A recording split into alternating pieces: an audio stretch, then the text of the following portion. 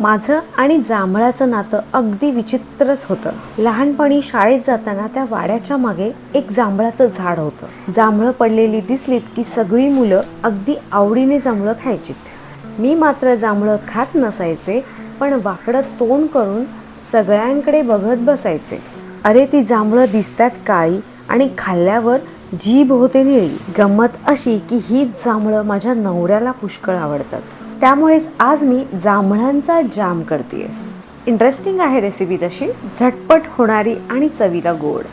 हो मान्य आहे, जांभळं चवीला तुरट असतात, पण आपल्या शरीरासाठी तितकीच महत्त्वाची असतात. त्यामुळे ती पोटात तर गेलीच पाहिजेत. पण कसं आहे ना, या जांभळांची तुरट चव ही मात्र थोडी बदलली पाहिजे. म्हणून हा सर्व थाट. जांभळं धुतली, त्यातली बी काढून ती अशी बारीक केली. साखर, चवीपुरतं मीठ, थोडासा लिंबाचा रस घालून सर्व जांभळाचा रस असा आटवून घेतला. तुम्हाला सांगते, या जांभळांचा जॅम माझी मुलंच काय, आवडीने मीही खाते.